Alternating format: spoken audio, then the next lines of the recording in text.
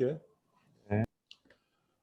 오늘은 그래서 그 복지국가 혹은 복지정책의 경제학적인 어떤 필요성, 왜 복지정책이 경제학의 관점에서도 필요한가 이 얘기를 좀 하려고 그래. 약간 아는 얘기도 있고 처음 듣는 얘기도 있을 수 있어. 첫 번째는 이런 거야. 우리가 이제 복지를 하면 이제 소득을 보장해주고 소득 보장 방식이 여러 개 있지. 뭐 노동시장에서 최저임금을 보장하는 것도 마찬가지고 또는 이제 저소득층에게 대해서 생계급여를 지급한다든지 혹은 노후에 혹은 연금을 지급하는 게 이런 게 소득 보장이죠. 의료 보장은 여러분 잘 알다시피 이제 건강보험, 의료보험을 사회보험 형태로 만들어 가지고 적립을 했다가 아픈 사람에게 치료를 해주는 거죠. 국가가 그 재원을 이용해서 쓰는 거죠. 교육은 뭐 여러분 알다시피 교육이고 주거, 고용, 돌봄 이런 게 다 이제 국가가 하는 여러 사회정책의 디테일한 부분들인데 왜 국가가 개입해야 되는가? 첫 번째 원리는 여러분 잘 알다시피 이제 이른바 경제학 원론에서 처음 배우는 공공 시장 실패의 문제야. 마켓 페일이라는 문제지. 시장 실패라는 거는 여러분 잘 알다시피 시장은 그 자체로서 작동하지 않는다는 거지. 그 자체로서 경제적 비율을 만들어낸다는 거지. 그러니까 시장은 그 자체로서 수요와 공급에 대한 완전한 해결책이라고 얘기하지만은 어떤 요소를 봤더니 시장만으로 해결되지 않는 문제가 있어. 대표적인 게 공공재지. 그지? 그죠? 공공재라는 거는 보면은 여기 우리가 이제 이게 상품을 구분할 때 네 가지를 구분하잖아. 배대성이라는 축과 경합성이라는 축으로 구분하죠. 배대성은 뭐야? 내가 어떤 상품을 소비했을 때 다른 사람이 소비하지 못하면 그걸 배제적이라고 보는 거죠. 그죠? 또 한 축은 경합성이죠. 즉 내가 어떤 상품을 소비할 때 이건 배제하진 않지만 내가 소비하는 만큼 다른 사람의 소비량이 줄어드는 이런 성격의 상품이 있는데 이거를 경합적인 성격이 있다고 그러죠. 그죠? 그럼 이게 두 개를 크로스 시키면 모두 네 가지 종류의 상품이 등장하지 않습니까? 첫 번째, 내가 소비해도 다른 사람이 소비를 못하지 않고 그리고 내가 소비하는 것과 다른 사람 소비 간에 서로 경합이 없어. 이런 걸 순수공공재라고 하죠. 대표적인 게 뭐가 있어, 선우 씨?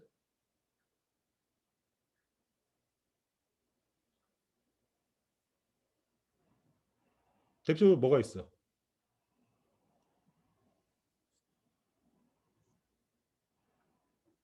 양선우 씨. 여기 지금 들리나요? 들려. 대표적인 공공재 뭐가 있어? 순수공공재. TV 응? 프로그램? TV 프로그램, TV 프로그램? TV? 네, 방송 방송? 아니면 방송은 한번 보자. 배제성은 없지. 경합성도 없네. 공공재야 근데? 근데 TV 할 때 왜 요금 받아 우리?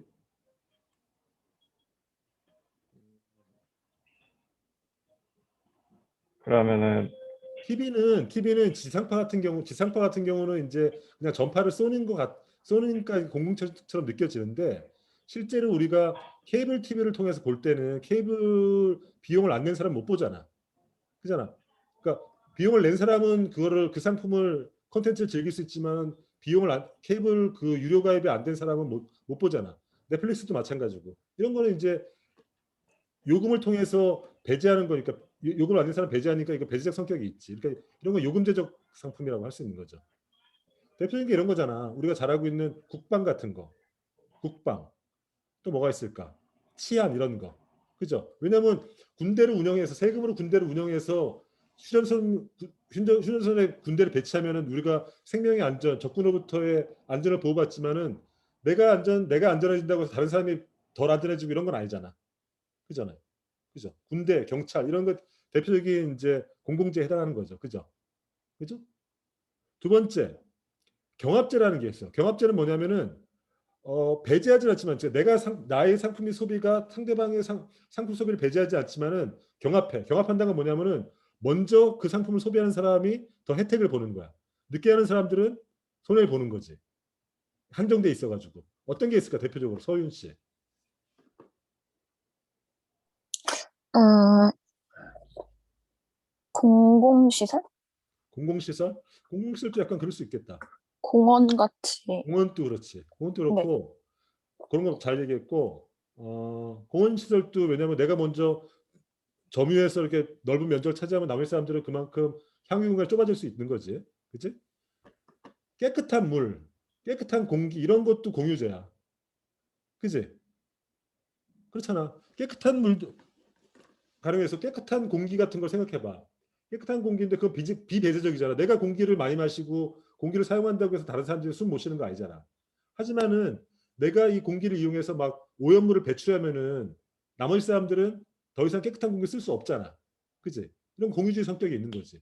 우리가 요런 두 가지를 합쳐서 요 순수 공공재랑 공유재 여기 두 가지를 합쳐서 우리가 공공재라고 부르는 거야. 퍼블릭 구스라고 부르는 거야.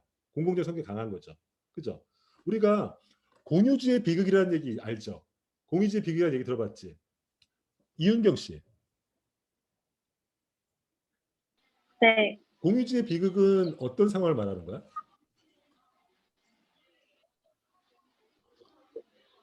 잘 모르겠습니다. 모르면 안 되지. 잘 들어봐. 박선영 씨. 공유주의 비극은 어떤 상품에 대해서 얘기하는 거야? 한정된 자원에 대한 상품에 대한. 그렇지.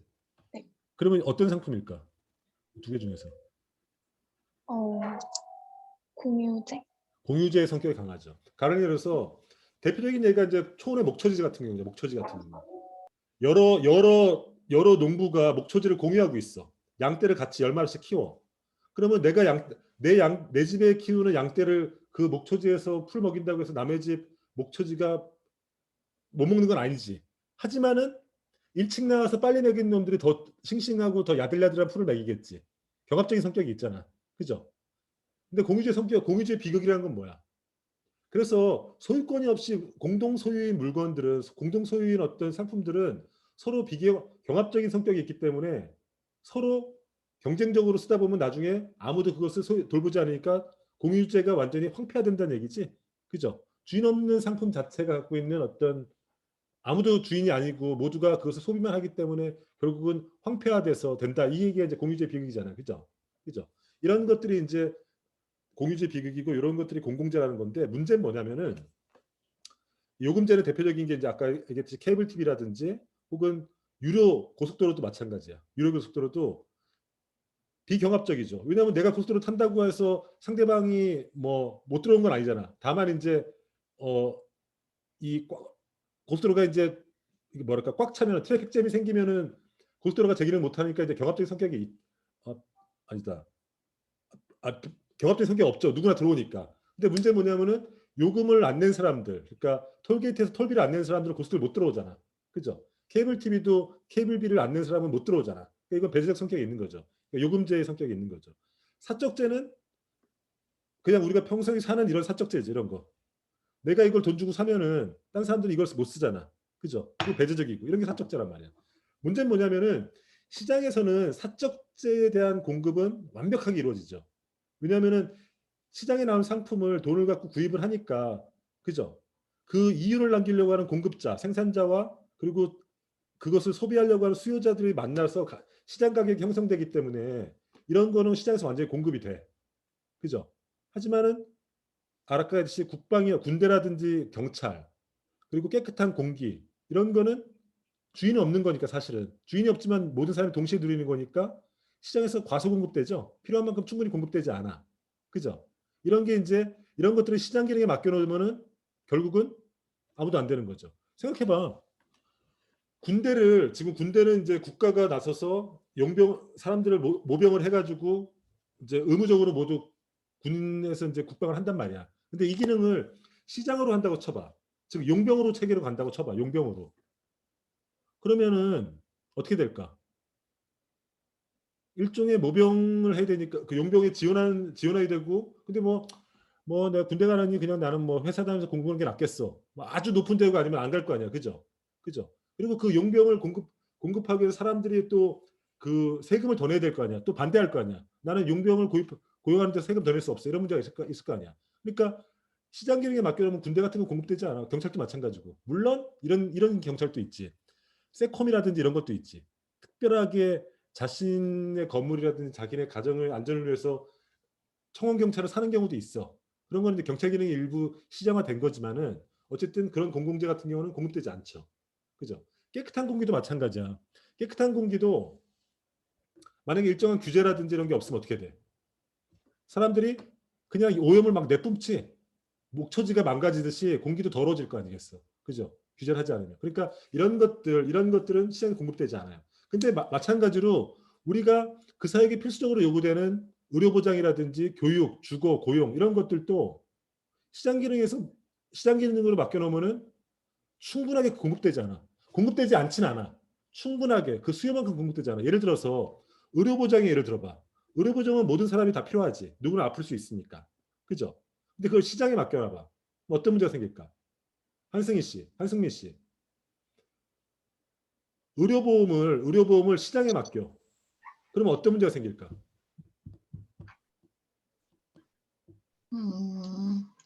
보험사가 경쟁이 굉장히 심해지지 않을까요? 굉장히 심해지면 우린 좋겠네. 소비자는.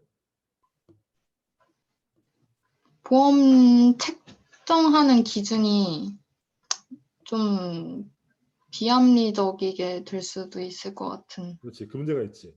보험사들은 일종의 보험료, 그러니까 보험술이라는 걸 해. 그러니까 보험사는 절대 자기네가 거둔 보험료보다 보험금이 더 많이 나가는 경우 절대 없어. 그런 보험사 망할 수밖에 없지. 그리고 보험사의 그 보험수의 원칙은 또 뭐냐면은 개인들 간의 소득 이전이 안 돼. 이러면 어떤 문제가 있을까? 부자들은 굉장히 커버리지가 높은 굉장히 비싼 실손보험을 들겠지. 그죠? 하지만 가난한 사람들은 보험에 못 들거나 보험에 설사 들더라도 굉장히 커버리지가 낮은, 그죠? 주사 하나 맞든지 암 걸렸을 때는 전혀 커버가 안 돼서 집안이 폭망하는 이런 문제 생긴단 말이야. 그죠? 그러니까 이런 것들을 시장에 놔두면은 실제 필요한 수요만큼 충분히 공급되지 않고 공급되더라도 차이가 생긴단 말이야. 그죠? 이런 문제들 때문에 그럼 그건 경제적 비효율이 발생하는 거잖아. 그죠? 이런 문제들 때문에 이런 걸 일종의 가치라고 하거든. 사회적 가치가 높지만은 개인 수준에서 적정하게 필요한 만큼 공급되지 않는 것, 이런 것들이 가치라고 하는데 이런 것들은 시장에 맡겨놨을 때 제대로 작동하지 않는다. 시장이 사회 요구만큼 공급해주지 않는다. 혹은 공급하더라도 일부 계층, 그러니까 대개는 이제 부유한 돈이 많은 사람들에게 혜택이 가는 쪽으로 불평등이 심해지는 거죠. 그래서 이런 것들 때문에 이거는 경제적 비효율성이죠. 이런 것들 때문에 이런 어떤 복지 정책이 공급하는 어떤 가치제적인 요소들, 이런 소득 보장이라든지 의료 보장, 뭐 주거 고용 이런 것들에 대해서는 국가가 나선다는 거죠. 공공재 원리에 의해서. 두 번째, 시장 개입의 시장 실패의 두 번째 근거 중에 하나가 이제 외부 효과라는 개념이잖아요. 윤시영 씨, 외부 효과라는 게 뭐야?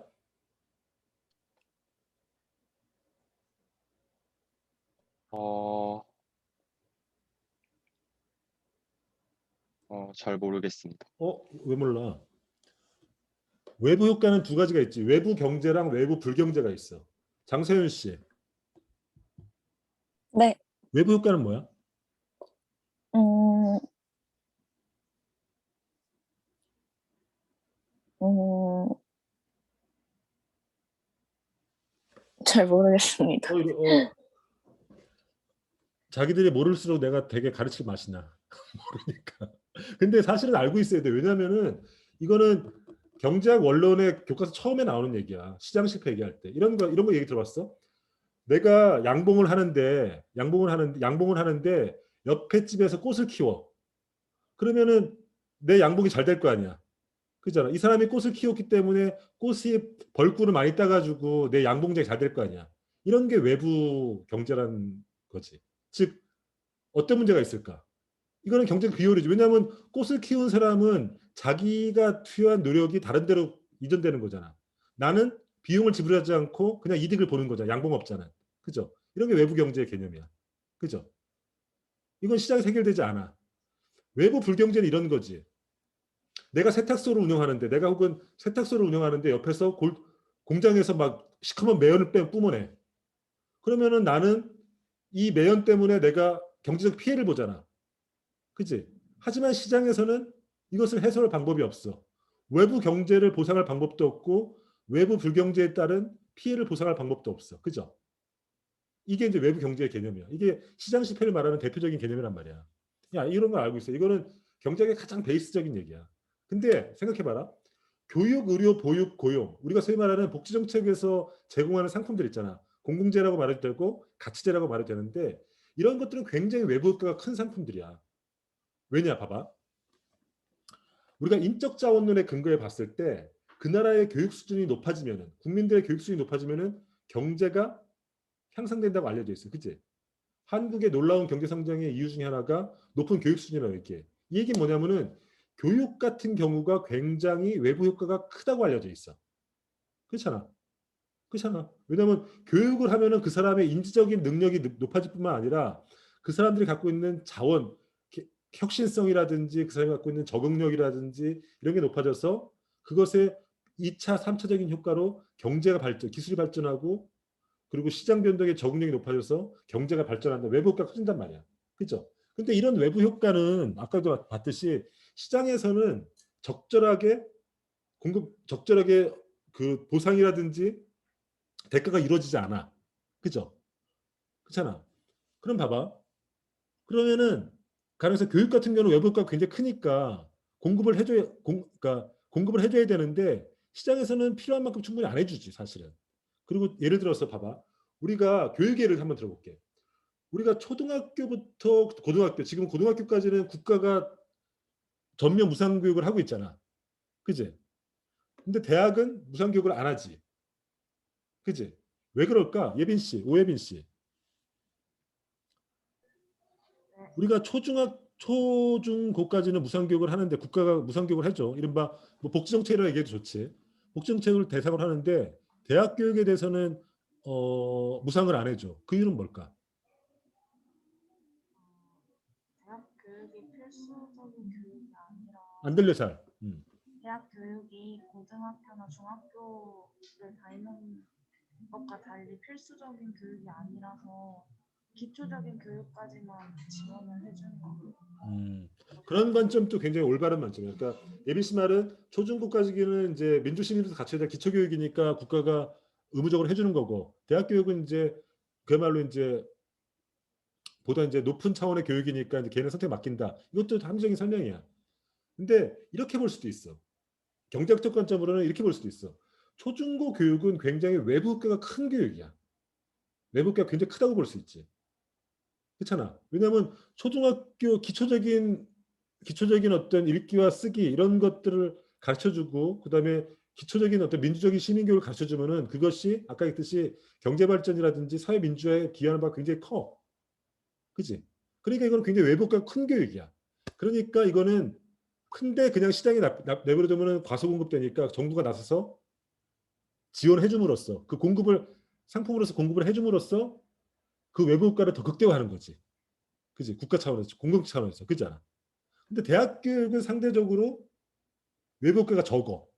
물론 이제 모든 사람이 대학 가면 좋겠지만은 그런 이른바 한계 비용 자체가 대학 교육은 초중고등학교보다는 적을 수가 있는 거지. 대학을 의무적으로 하는 것과 초등학교를 의무적으로 하는 것은 효과가 다를 수 있잖아.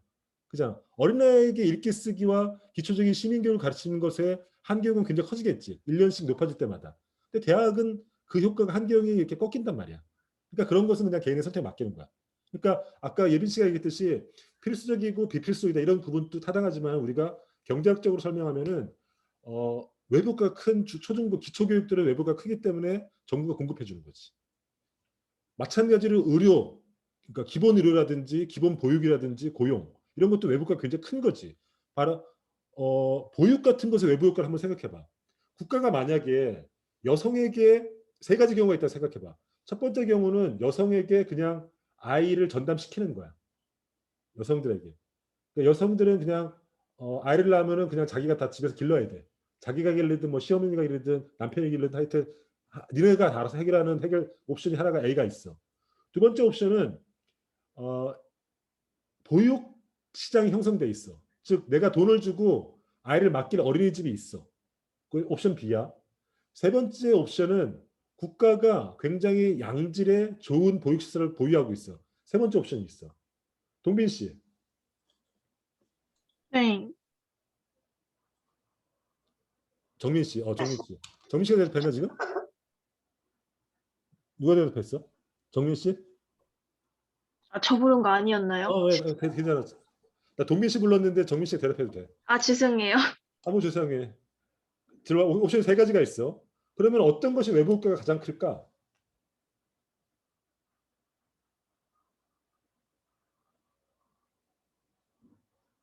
첫 번째는 내가 집에서 키우는 거. 두 번째는 시장에서 어린이집에다가 돈 주고 맡기는 거. 세 번째는 국가가 보육시설 해가지고 여성들이 자유롭게 이렇게 생산활동, 직장 생활을 하게 해주는 거. 어떤 게 외부 효과가 가장 클까?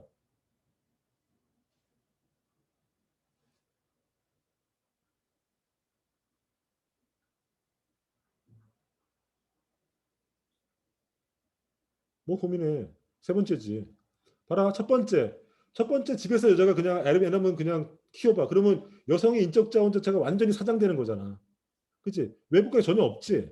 두 번째, 시장에서 하는 거는 외부가가 있을 수 있지. 왜냐하면 돈 주고 살 수 있는 사람한테는 돈 주고 내가 사면은 그걸 아이를 맡기고 나가면 되는데 이거는 격차가 생길 수 있잖아. 외부가가 크지, 제한적이지. 전체에 퍼지지 않지. 근데 그런 어떤 계층 간의 격차를 없애고 누구나 편하게 아이를 맡길 수 있고 자유롭게 출산 이후에도 여성이 고용을 할 수 있는 조건이 마련된다면은 출산 이후에도 여성의 노동력, 높은 노동력, 여러분 같은 양질의 노동력이 사장대 지배해서 썩지 않고 경제 발전에 기여할 수 있고 사회 발전에 기여할 수 있잖아. 외부가 굉장히 크잖아. 그러면 이런 외부 효과 큰 거에 대해서 정부가 나서서 공급을 해주는 게 타당한 거죠. 그렇죠.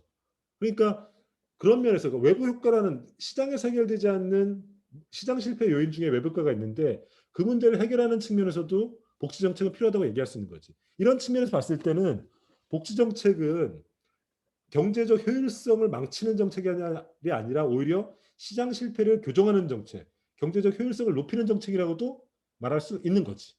그러니까 복지 정책을 우리가 해야 되는 근거는 두 가지 지류가 있다고 볼 수 있어. 첫 번째는 아까 지난 시간에 얘기했던 정의론적 관점, 사회 정의를 실현하는 어떤 규범론적 관점에서 도덕적 윤리적 정당성 관점에서 복지 정책을 주장할 수도 있고 냉정하게 규범이고 나발이고 난 모르겠어.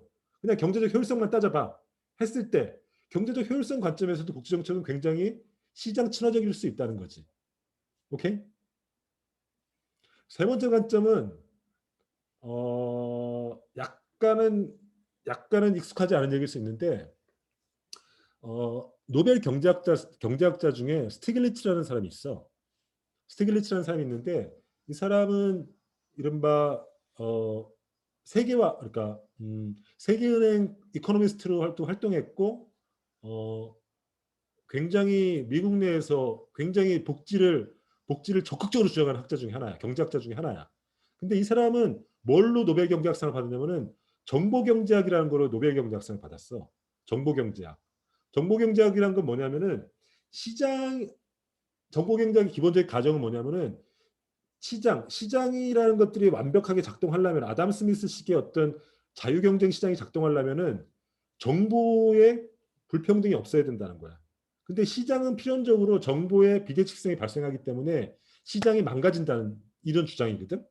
그래서 정보 비대칭성, 시장을 망가뜨리는 정보 비대칭성의 대표적인 사례로 뭘 드냐면은 첫 번째는 역선택, 이른바 어드버스 셀렉션이라는 문제를 들고 두 번째는 도덕적 해이, 모럴 해저드라는 얘기를 들어. 그러니까 낯설 텐데 이 스티글리츠는 자기가 갖고 있는 정보 경제학의 관점에서 시장은 기본적으로 시장은 완벽하지 않다는 얘기를 들고 그 예로 보험 시장의 예를 드는데 먼저 그 전에 김지훈 씨. 네. 시장에는 완전한 시장이 되려면은 우리가 교과서에서 봤던 아담 스미스식의 보이지 않는 순위 작동하려면은 시장이 정보가 균등해야 돼. 근데 시장에는 정보의 불균등이 발생해. 대표적인 예를 하나 들어볼게. 주식시장 같은 게 대표적일 수 있어. 네. 주식시장이 만약에 완전한 평등한 시장이라면은 모든 사람 작전 같은 건 일어날 수가 없어. 그냥 모두가 정보의 평등성이 있으니까. 근데 작전이 일어나는 건 왜 일어나는 거야? 어떤 일부 사람이 아는 그 정보를 이용해서 작전을 일으키는 거지. 그러면 정보가 없는 사람들 따라갔다가 다 쪽박차고 나오는 거 아니야. 이런 게 작전이 작동하는 거란 말이야. 그러니까 그런 건데 그러면 역선택이라는 문제가 뭐야? 그러니까 정보 비대칭에서 일어나는 문제가 두 가지인데 하나는 역선택이 하나는 모럴해저드인데 역선택이 뭐야?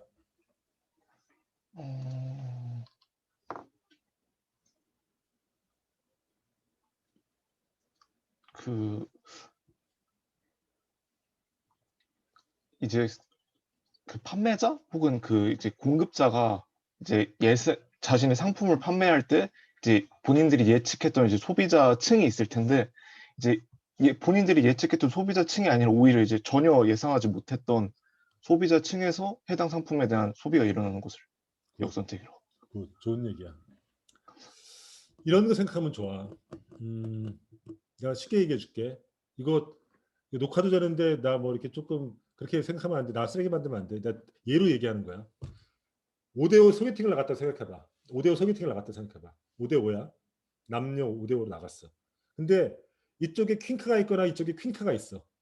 그러니까 예를 들기 좋게 킹카가 있었다고 얘기를 해보자. 남자 쪽에 굉장히 누가 봐도 멋지고 막 이런 남자가 하나 있었어. 여성들의 선택이 보는 거야. 5명의 여성들이 쟤는 아마 킹카니까 누가 봐도 킹카니까 내가 선택해봤자 난 안 될지도 몰라. 이런 생각 할 수 있잖아. 할 수 있잖아. 그래가지고 이 중에 제일 경쟁률이 없을 것 같은 띠디리를 내가 고르는 거야. 그래서 결과적으로 킹카는 선택받지 못하고 조금 띠리한 애들이 다들 몰리는 현상이 있을 수 있잖아. 우리가 다 살면서 경험해봤잖아. 민지 씨 이러면 경험해봤지? 내가 사실은 원하는 건 이건데 경쟁률이 너무 심할 것 같아가지고 찌질이한 놈 골라본 그런 경험 해봤지? 안 해봤어? 용감하네. 이런 게 역선택이야. 이런 게 역선택이야. 대표적인 게 지훈 씨가 얘기 잘했는데 역선택이 일어나는 대표적인 게 뭐냐면은 보험시장 같은 거. 보험시장 예를 한번 들어볼게요. 보험시장을 만약에 국가가 하지 않고 기업이 한다고 가정을 해봐. 삼성생명이라든지 혹은 국민생명 같은 게 기업만 지금 같은 국민건강보험이 없고 기업만 시장에서 보험시장을 만든다고 생각해봐. 그러면 어떤 현상이 일어날까? 보험은 건강한 사람과 아픈 사람이 있다 생각해봐. 그러면 누가 보험에 가입할까? 아픈 사람이 가입하겠지.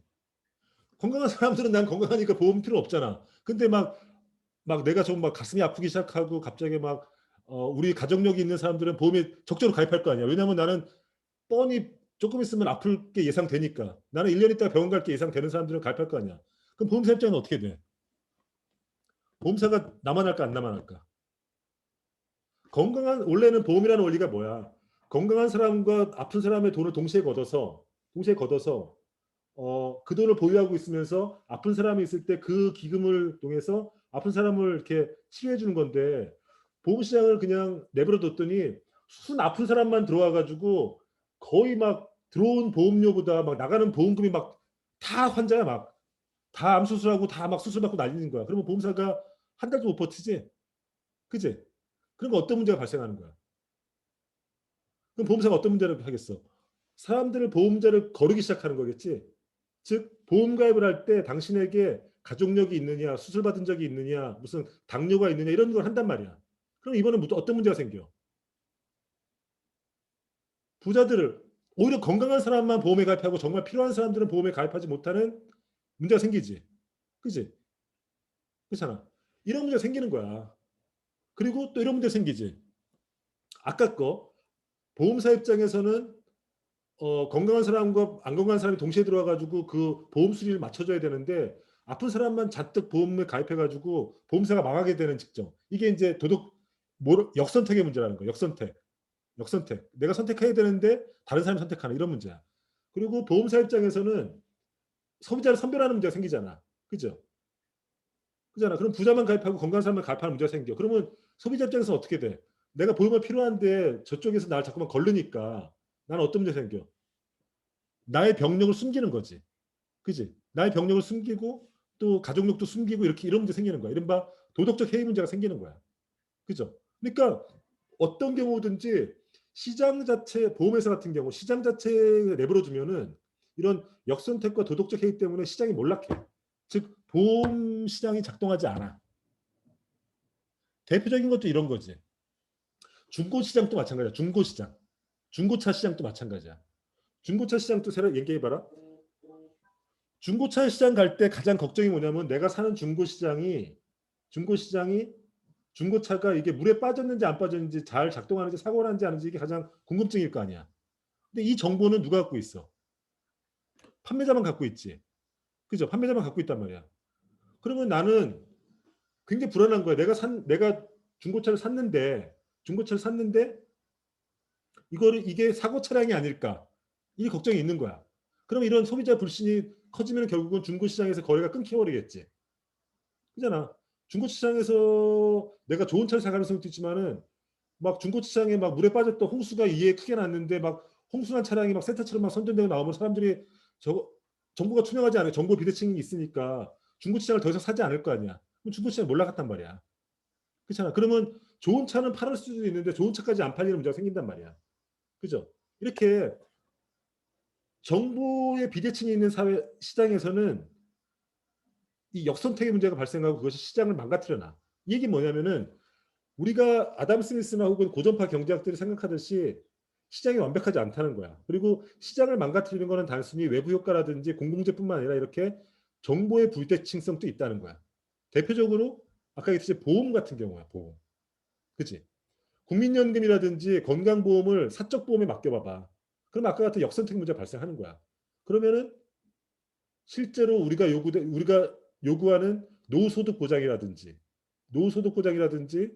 건강보험 이런 게 보장이 안 되는 거지. 아까는 건강보험에 예를 들었는데 연금보험도 마찬가지야. 연금보험도 시장에 맡겨놓으면 어떻게 되겠어? 삼성이라든지 혹은 뭐 여러 가지 보험사들이 보험료를 잘 낼 인간들 것만 받아들일 거 아니야. 그잖아. 왜냐면은 얘네들이 보험금을 쭉 받아놨다가 나중에 그거를 보험금으로 지급하는데 막 보험금이 중간에 끊기고 막 실업할 것 같은 사람들은 안 받아줄 거 아니야. 그잖아. 근데 정작 연금이 필요한 사람들은 그런 사람이 필요하잖아. 그잖아. 그러니까 결국은 그 사회 간의 격차는 커지고 보장받아야 할 사람은 막상 보장 못 받는 이런 문제가 생긴단 말이야. 그죠? 그래서 이런 사회보험 같은 경우는 특히나 건강보험이나 연금보험 같은 경우는 시장에 맡겨놓으면 이런 문제가 있기 때문에 이 궁극적인 문제는 정보 비대칭성이야. 문제가 있기 때문에 정부가 누구나 강제적으로 가입하게 시키는 거야. 역선택이 일어나지 않도록. 그렇지. 그러니까 건강보험을 우리가 가입할 때는 다 의무적으로 가입하냐. 이건 강제보험이야. 강제보험을 하는 거야. 강제보험을 하니까 아픈 사람도 가입하고 병력인 사람도 가입하고 모두가 가입하는 거야. 그래서 어떤 효과가 일어나? 소득재분배 효과가 일어나는 거지. 건강한 사람의 돈을 아픈 사람에 이전하는 소득재분배, 국민 전체로 소득재분배 효과가 일어나는 거죠. 강제가입을 할 때만 가능한 거야 이게. 연금도 마찬가지지. 연금도 시장에 맡겨놓으면은 부자들은 오히려 노후가 안정되고 고용이 불안하거나 한 사람들은 오히려 연금이 보장이 안 되니까 누구나 강제가입을 시키는 거야. 우리는 국민연금이 지금 강제가입이야 지금. 누구나 가입해야 돼. 가입하고 그다음에 이제 이 젊은 사람의 소득을 늙은 사람들에게 퇴직한 이후 사람들에게 이전하는 이렇게 생기는 거죠. 그죠? 이 얘기는 뭐냐면은 이런 정보 비대칭성의 시장이 갖고 있는 정보 비대칭성 때문에 사회보험 같은 경우는 노후 보장이라든지 건강 보장 같은 거는 시장에서 작동하지 않는 거야. 그러니까 이거는 강제보험으로 국가가 나서 할 수밖에 없는 거야. 우리가 만약에 그런 걸 사회보험이라는 걸 작동시키려면은 그죠? 이거는 오히려 시장보다 국가가 더 효율적이라는 걸 의미해 주는 거거든요. 그렇죠? 그리고 그걸 통해서 국가는 동시에 그 보험 시장도 그러니까 지속되도록 만들고 또 한편으로는 소득재분배도 효과도 덤으로 얻는 거죠. 우리 연금이라든지 건강보험은 그 자체로서 소득재분배 효과가 있는 거거든. 그렇잖아. 왜냐하면 모든 사람이 들어와 가지고 건강한 사람 돈을 아픈 사람에게, 젊은 사람의 돈을 퇴직 이후자에게 이전해 주는 거거든 계속. 그러니까 이런 것들 때문에 국가 개입이 필수적인 거죠. 사회보험 형태에서는. 그죠? 그리고 이제 효과는 또 이런 효과도 또 두 번째 부차적인 효과는 이것도 있지. 하나의 대한민국 국민이면은 하나의 기금을 통해서 건강을 보장받고 노후를 보장받는다는 어떤 것들. 즉 부자든 가난하든 모두 건강보험의 혜택을 받는다는 것. 부자든 가난하든 그러니까 내가 고용이 안정됐든 혹은 정규직이든 비정규직이든 모두 국민연금으로 노후를 보장받는다는 것은 하나의 국민이라는 어떤 공동체 연대감의 느낌을 주잖아. 그잖아. 그래서 부자들은 삼성생명 들고 있고 가난한 사람들은 그냥 동네 이상한 보험 들고 있으면 같은 국민이라는 소속감이 약 떨어질 거 아니야. 그죠? 그러니까 이런 효과도 있는 거예요. 소득재분배 효과도 있고 또 하나의 국민이라는 어떤 연대성, 공동체 의식도 생겨나고 그래서 이런 것들은 사회보험은 국가보험으로 하는 거죠.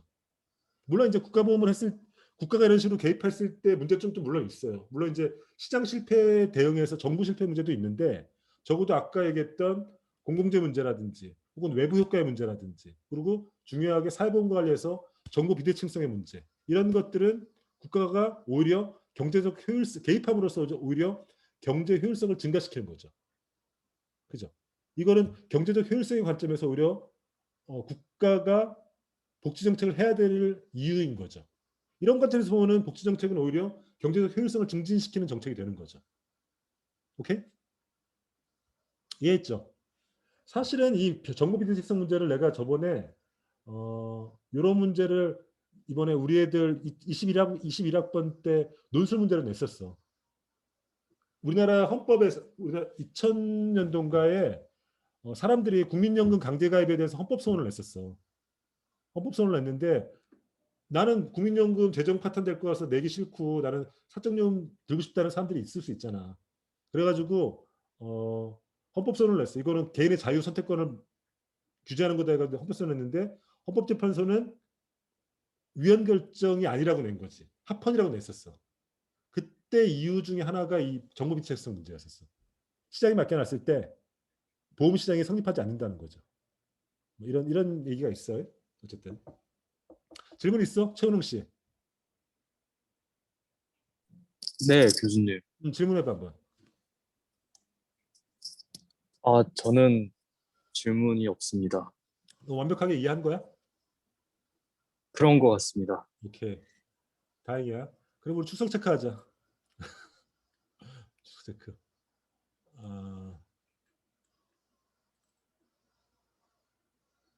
지금 내 컴퓨터 지금 작동하는 거 다 보이지 자기들한테. 사생활이 없는 것 같아. 잘못한 거 이상한 거 띄워놓으면 큰일 나겠어.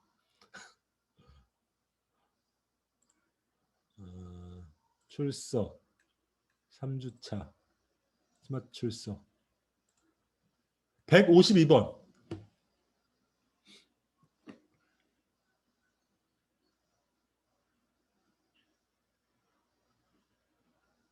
오케이. 병주 씨, 이병주 씨. 네, 교수님. 오늘 얘기한 거는 오히려 경제적 효율성 관점에서 복지 네. 정책이 오히려 필요하다는 얘기를 내가 했잖아, 그지? 예. 일출했는데 뭐 질문 있어? 저 그렇게까지 없는 것 같습니다. 오케이. 뭐 질문 있으면 나중에 언제든지 해도 돼. 네, 알겠습니다. 뭐 질문 있는 사람 있어? 없지? 준석 씨 얘기해봐. 그 복지 정책에서 교수님께서 말씀하시는 거 갑자기 그 생각난 그 정책이 있는데 이재명 경기도지사가 줄곧 주장하는 게 그 기본소득이잖아요. 약간 정말 저소득층에게 국가가 다 책임져주는 뭐 그런 정책을 펴야한다고 강조했는데 근데 여기에 대해서 민주당 정치인들조차도 많이 비판했잖아요. 정세균 국무총리, 이낙연 대표도 그렇고 수많은 여권의 거물 인사들이 많이 비판했는데 근데 이 기본소득이 과연 우리나라 재정 형편을 봐서 이게 적절한 정책인지 잘 이게 조금 모르겠습니다. 자기는 어떻게 생각해? 근데 저도 이 기본소득을 펼칠 때 좀 신중해야 되는 게 우리나라 그 경제는 주로 수출에 많이 의존하잖아요. 그 우리나라 자체에서 생산하는 자원이 없으니까 우리나라에서 뭐 석유가 나는 것도 아니고 뭐 북한처럼 완전 금광석이 땅에 묻혀져 있는 것도 아니고 수출이 만약에 끊기면 우리나라 재정 상태도 많이 감소할 텐데 근데 이 상황에도 과연 기본소득을 펼치면 기본소득 정책을 펼치면 결국 우리나라는 정말 베네수엘라처럼 될 것 같아서 좀 걱정됩니다. 오케이. 근데 이번 학기에는 좀 기본소득을 1시간을 할애할 계획이야. 왜냐면은 내년 대선은 분명히 기본소득이 쟁점이 될 거거든. 왜냐면 이재명이 여당의 대표될 확률이 좀 있잖아 지금. 그리고 믿어지지 않겠지만 지금 국민의힘의 정강정책을 보면은 기본소득을 추구한다는 그 정강정책이 있어요. 당원 단계에 있어. 그래가지고 기본소득이 쟁점이 될 것 같고 또 세계적으로도 또 화두가 되고 있어서 이번 시간에는 기존에는 이제 내가 기본소득을 다루지 않았는데 이번 시간에 좀 다루려고 하는데 기본소득을 볼 건 두 가지 관점이 있는 것 같아. 아까 우리가 지금 복지정책을 우리가 두 가지 관점으로 했잖아. 기본론적인 관점과 경제학적인 관점을 봤는데 기본소득도 두 가지 관점 볼 필요가 있는 것 같아. 일단은 기본론적인 관점에서 기본소득의 기본적 정당성을 한번 생각해 볼 필요가 있어. 기본적 관점에서 기본소득을 주장하는 사람들의 입장은 뭐냐면은 리얼 프리덤이라는 개념이야. 그러니까 진정한 자유. 그러니까 사람들에게 진짜 자유를 갖도록 하려면은 최소한의 생계 위협이라든지 무엇인가를 어떤 선택의 자유를 줘야 되는데 그 선택의 자유를 하려면은 자유롭게 선택하는 자유를 주려면 최소한의 어떤 소득이 보장돼야 된다. 그 관점에서 기본소득을 주자. 이런 주장이 하나가 있어. 초기 관점에서. 이거는 이때 기본소득의 정당성은 어디서 오냐면은 리얼 프리덤, 인간이 갖고 있는 인간에게 진정한 자유를 주자는 거에서 오니까 이거는 이제 기본적인 관점이지. 두 번째 관점은 경제적 효율성의 관점이 있어. 이게 이재명식의 주장인데 이 얘기야. 기본소득을 주면은 그것이 사람들에게 가처분 소득을 늘려가지고 소득을 늘려서 오히려 소비를 증진시키고 오히려 일자리를 만들고 그래서 다시 투자를 일으켜서 다시 일자리 창출하는 선순환이 일어날 거다. 이 고리가 하나 있고 또 하나는 기본소득을 주면은 사람들이 뭐 뻘짓 안 하고 정말 자기가 하고 싶은 것, 자기가 도전적인 일을 할 것이다. 왜냐하면 최소한의 생계는 보장되니까. 그래서 창의성이 더 높아지고 왜냐하면 아무래도 돈이 있으면 우리가 좀 도전적인 일을 할 수밖에 없잖아. 그러면 창의성이 높아지고 그것이 혁신을 갖고 와서 경제의 어떤 혁신을 갖고 오고 그것이 생산성을 높이고 그리고 그것이 결국은 더 많은 부를 만들어서 결국 이익이 될 거다. 이건 경제학적인 설명이야. 그죠? 근데 둘 다 그러니까 기본소득을 주장하는 사람들은 대개는 두 개의 주장으로 얘기하는 거야. 하나는 기본론적. 인간이 정말 인간답게 살 수 있는 조건을 만들자는 리얼 프리덤의 관점에서 얘기하거나 오히려 기본소득을 줘야지. 최소한의 안전망을 만들어줘야지 사람들이 더 도전적인 일을 하고 혹은 그것이 케인주의적 관점에서 가처분 소득을 늘려서 투자를 활성화시킬 거라는 경제적 관점을 얘기하는데 문제는 뭐냐면은 둘 다 실증적으로 검증되지 않은 얘기를 하는 거야. 그러니까 논란인 거지. 주장은 그럴싸하잖아. 지금 들어보면 그럴싸하잖아. 그잖아. 가설뿐이고 증거는 안 돼 있어 지금. 참조로 준석 씨 궁금하면은 내가 작년에 기본소득에 대한 논문을 2편 쓴 적 있어. 한번 읽어봐. 그리고 이번 학기에 한국의 기본소득에 대해서 한 타임을 할애해서 강의를 한번 할 예정이야. 그래서 한번 그 문제에 대해서 준석 씨가 얘기했던 정말 재정 문제랑 좀 어떻게 연관되어 있는가, 정말 실현 가능한 건가, 기본소득을 주면 인간은 게으러지지 않는 건가, 다양한 쟁점들이 있어요. 하나만 물어볼게. 거의 끝나는데 하나만 물어볼게. 예빈 씨. 네. 사람들이 일하지 않고 돈을 주면은 게을러질까 아니면 더 열심히 일할까?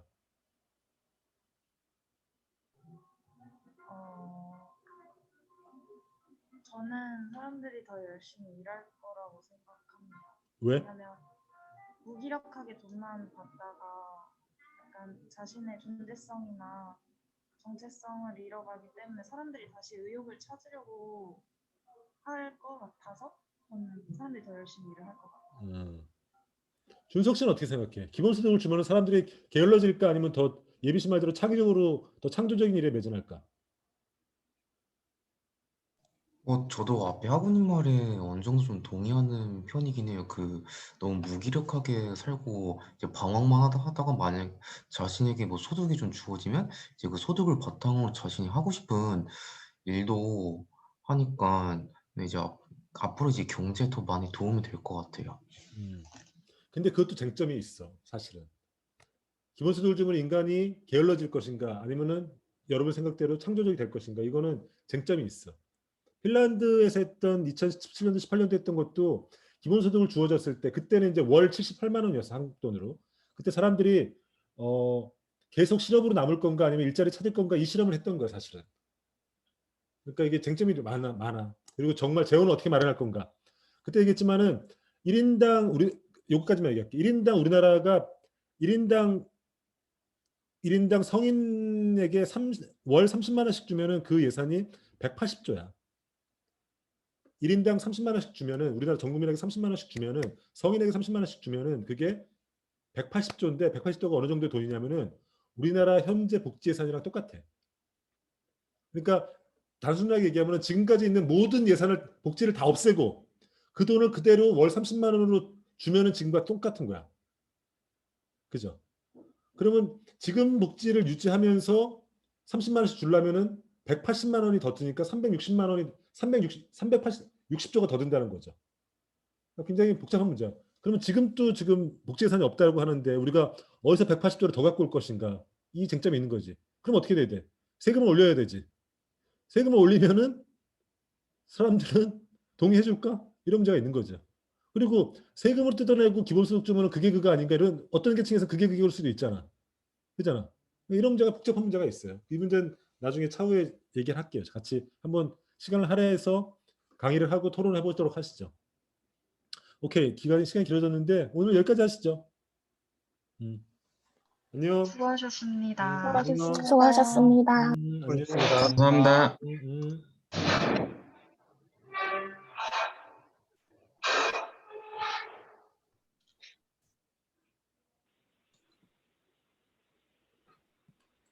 고생하셨습니다.